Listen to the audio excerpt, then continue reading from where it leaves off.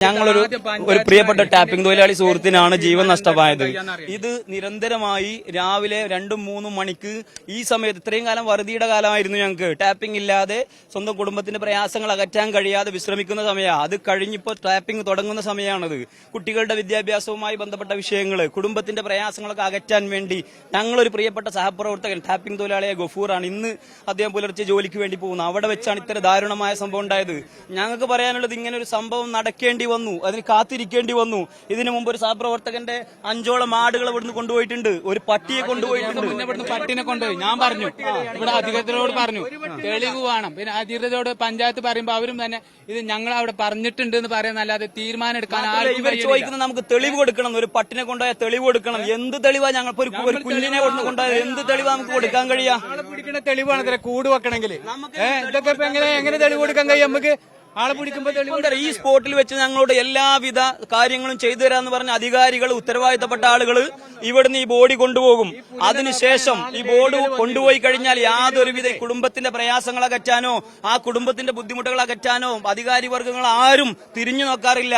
ഞങ്ങൾക്ക് അനുഭവം കൊണ്ട് പറയാം. ഞങ്ങൾ പ്രിയപ്പെട്ട ഒരു സഹപ്രവർത്തകൻ മമ്പാട് രാജൻ എന്നൊരു സഹപ്രവർത്തകൻ ജോലിക്ക് പോകുന്ന സമയത്ത് കാട്ടാനയുടെ ആക്രമണത്തിൽ അദ്ദേഹത്തിന് ജീവൻ നഷ്ടപ്പെട്ടു. ആ ജീവൻ നഷ്ടപ്പെട്ട സമയത്ത് 5 ലക്ഷം രൂപയാണ് നഷ്ടപരിഹാരം കൊടുത്തത്. 5ഉം 10ഉം കിട്ടിയ ഒരു കുടുംബത്തിന്റെ പ്രയാസം തീരോ? ബാക്കി 5 ഇന്നേ വരെ കൊടുത്തിട്ടില്ല. അതും ഞങ്ങൾ തൊഴിലാളികൾ പ്രതിഷേധം നടത്തിയതിന്റെ ഭാഗമായി ഒരു കാരണവശാലും ഇത്തരത്തിൽ ഇത് മുന്നോട്ട് പോകാൻ അനുവദിക്കില്ല. മൃതദേഹം ഇവിടുന്ന് കൊണ്ടുപോകണം എന്നാണ് നിങ്ങൾ ഉന്നയിക്കുന്നത്?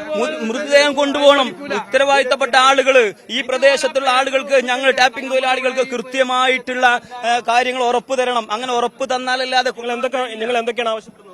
ഞങ്ങൾ ആ കുടുംബത്തിന് 1 കോടിയെങ്കിലും നഷ്ടപരിഹാരം കൊടുക്കണം. ആ കുടുംബത്തിന് സ്ഥിരമായ ഒരു ജോലി കൊടുക്കണം. 2 കുഞ്ഞുമക്കളടങ്ങുന്ന 3 കുഞ്ഞുമക്കളടങ്ങുന്ന ഒരു കുടുംബമാണ്. ആ കുടുംബത്തിന്റെ ഏക അത്താണിയാണ് ഈ ഗഫൂർ എന്ന സഹപ്രവർത്തകൻ. അദ്ദേഹം ഒരു കട നടത്തുന്ന സമയത്ത് ആ കട ഒഴിവാക്കി താൽക്കാലികമായി ഒരു തോട്ടം വാടകയ്ക്കെടുത്ത് ആ തോട്ടത്തിൽ ജോലി ചെയ്യാൻ വേണ്ടി വന്നതാ. ആ സുഹൃത്തിന് അറിയില്ല ഇത്തരത്തിലുള്ള പ്രയാസങ്ങളെ കുറിച്ച്. അപ്പൊ ഇങ്ങനെ ഒരു സംഭവം ഉണ്ടാവേണ്ടി വന്നു. ഇങ്ങനെ ഒരു അവസരം ഉണ്ടാവേണ്ടി വന്നു. ഇത്തരം വിഷയങ്ങൾ ജനങ്ങളുടെ മുന്നിലെത്താൻ ഇനിയും ഒരു സഹപ്രവർത്തകനെയോ കന്നുകാലികളെയോ കൊലക്കൊടുക്കാൻ ഈ നാട്ടുകാർ ഇപ്പോൾ മുന്നോട്ട് വെച്ചതിൽ മൂന്നാമത്തെ ഒരു കാര്യം, ഈ കടുവയെ പിടികൂടാൻ മയക്കുവെടി വെക്കാൻ അരുൺ സെക്രട്ടറിയുടെ സംഘം വരുമെന്നാണ് പറയുന്നത്.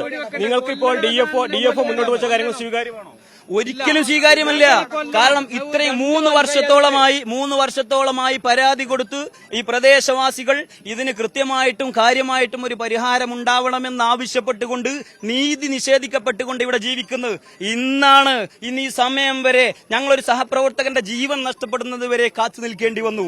ഒരിക്കലും ഇതൊന്നും അംഗീകരിക്കാൻ കഴിയില്ല.